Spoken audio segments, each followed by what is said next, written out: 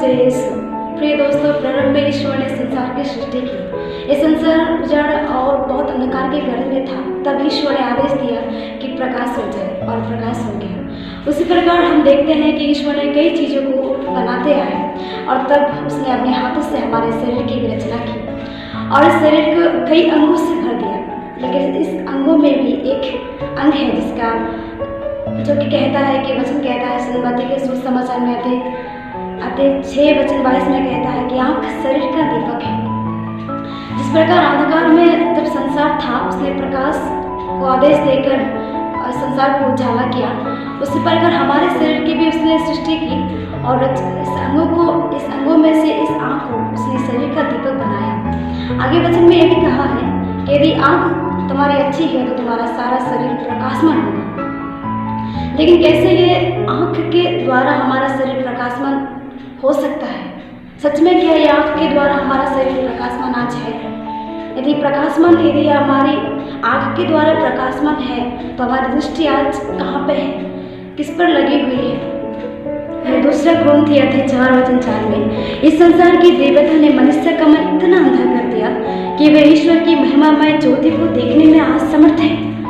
संसार की देवता, संसार के नशेबाज, संसार की भोग, संसार की मोह माया में हमारी आंखें, हमारी दृष्टि उन पर लगी हुई है। इसी कारण से हम उसे अंधकार के गर्त में गड़े जा रहे हैं। शायद आंखें अच्छी हो सकती है, आंखें सुंदर हो सकती है, लेकिन हमारा शरीर, हमारा अंतरतम आज प्रकाशमान में नहीं है, क्योंकि हम उस ज्योति में नहीं हैं। यीशु जब समुद्र में चल के आ रहे थे तब पेतरुस ने देखा और कहा, प्रभु मुझे भी आज्ञा दीजिए।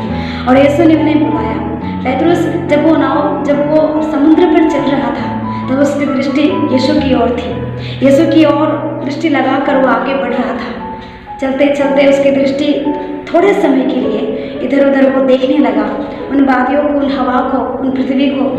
तो जैसे वो दृष्टि उनके उधर से हटा वैसे ही वो तुरंत नीचे गिरता है। उसी प्रकार हमारे भी दृष्टि जब दुनिया की ओर हम देखते हैं, संसार की चीज़ों की ओर जब हम देख रहे हैं, तब हम भी उसी अंधकार में, उसी पाप में, दलदल में फंसते ही जा रहे हैं।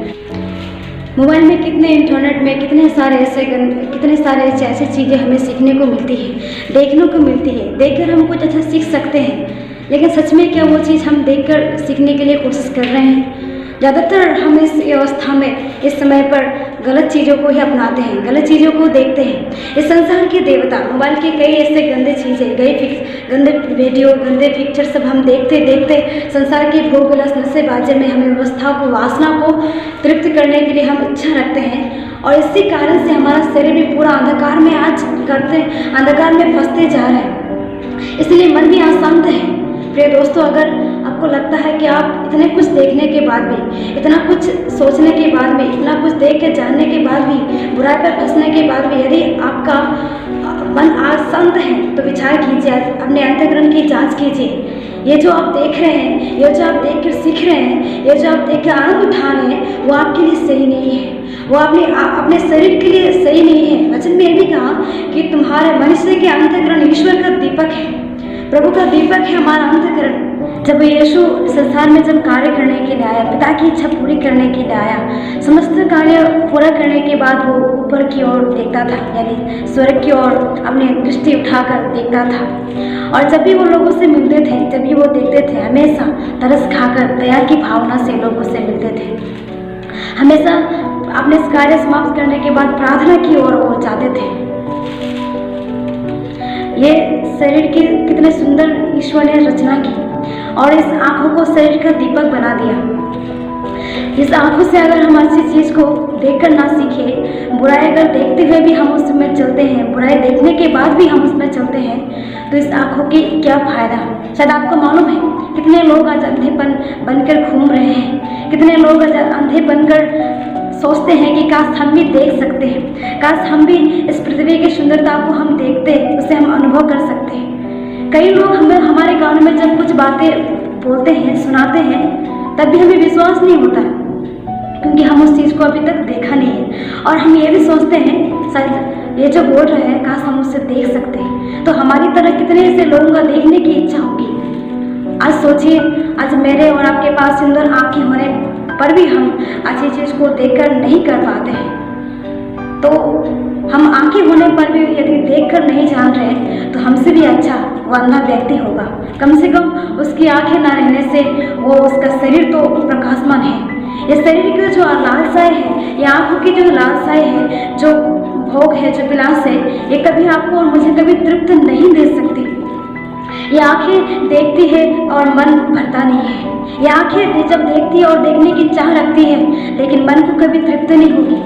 इसलिए कब तक इस संसार की दृष्टि को आप देखते रहेंगे या मैं देखती रहूंगी? कब तक संसार की दृष्टि को देखते हुए इच्छा रखेंगे? कब पूरा होगा, कब मिलेगा? जब नहीं मिलती है, जब नहीं होती, तब हमारा मन अशांत होता है। इसलिए एक बार उस प्रभु की ओर दृष्टि लगाइए। उस प्रभु ने आंखें दी, उस प्रभु ने हमारे शरीर की रचना किया, हमें एक सुंदर अंकुश से भर दिया। उस प्रभु की ओर आंखें ऊपर एक बार उठाकर देखिए और प्रभु आपको जरूर तृप्त दिलाएगा। यीशु भी जब आया, इतना कार्य किए, सब कुछ करने के बाद भी वो एक ही कार्य किया, एक बार पिता की ओर उठाकर अपनी दृष्टि को देखा। इसलिए हम भी प्रभु की इच्छा समझकर ही कार्य करने के लिए आए हैं। हम भी बहुत कार्य करते हैं, बहुत अच्छे। ये नहीं है कि हम जब देखते हैं तो पूरे कार्य ही करते हैं। शायद हो सकता है हम बहुत अच्छे कार्य करते हैं, बहुत अच्छे हम कार्य करने के लिए चाहते हैं, बहुत अच्छे कार्य करने के लिए हमें जब देखते हैं तो हमें भी करने का उत्साह होता है। जब कोई अच्छा व्यक्ति कुछ कार्य करता है तो हम भी चाहते हैं हम भी करें, लेकिन हम शायद एक काम नहीं करते हैं। पिता की ओर, स्वर्ग की ओर दृष्टि उठाकर हम शायद नहीं देखते हैं। प्रिय दोस्तों, यीशु एक तेल जैसा है, हमारे दीपक को जलाने वाला एक तेल है। आइए हम उसके पास जाते हैं, उसके सामने जाते हैं, क्योंकि उसी की ज्योति से हमें प्रकाश मिलेगी। उसी की ओर देखने से ही हमारी ज्योति चमकेगी। हमारी आंखों का दृष्टि ऊपर लगने से ही हम कभी विचलित नहीं होते हैं। कई प्रकार की निराशा है, कई प्रकार की अशांति है, कई प्रकार के दुख है, परेशानी है, इसमें हम डूब जाते हैं। संसार की चीज़ें, संसार की वस्तुएं हमें इस चीज़ों में इतना फंसा देता है कि हमारे आनंद नष्ट हो जाता है। क्यों? क्योंकि हम इसकी ओर देखते हैं, इसकी ओर हम चले जाते हैं। वचन में कहा, दाऊद हमें ग्रंथकार में हमें सिखाता है, स्तोत्र ग्रंथकार में दाऊद हमें लिखता है, मैं प्रभु की ओर दृष्टि लगाता हूँ, मैं कभी विचलित नहीं होऊंगा। मैं प्रभु को सदा अपनी आंखों के सामने रखता हूँ, कभी विचलित नहीं होऊंगा। वचन में कहा। तो यदि आज हम विचलित होते हैं, आज हम संसार की दृष्टि, संसार की चीज़ों को देखकर यदि हम अशांत हैं, यदि हम घबराते हैं, यदि हम डर जाते हैं, दुख होते हैं, तो जरूर हमारी दृष्टि इस संसार पे इतना लगा हुआ है कि हम उस प्रभु की ओर देख नहीं पाते हैं। इस व्यवस्था में, इस व्यवस्था के समय में हम प्रभु की ओर दृष्टि लगाएं और हम अच्छाई की ओर चलते रहें। हमारा अंतःकरण ईश्वर का दीपक है, इस अंतःकरण को शुद्ध बनाए रखें, जिससे प्रभु अपने प्रकाश से हमारे शरीर को पूरा प्रकाशमान रखें और हम अच्छाई की ओर देखते हुए आगे बढ़ें, क्योंकि प्रभु ज्योति है और हम ज्योति के संतान हैं। इसलिए उस पिता की ओर देखते हुए आगे बढ़ेंगे, जिससे हमारी ज्योति कभी बुझ ना जाए। ज्योति बुझने से पहले, आपकी रोशनी खत्म होने से पहले एक बार प्रभु की ओर दृष्टि लगाते हुए हम उसकी ओर बढ़ेंगे। आप सबको जय यीशु।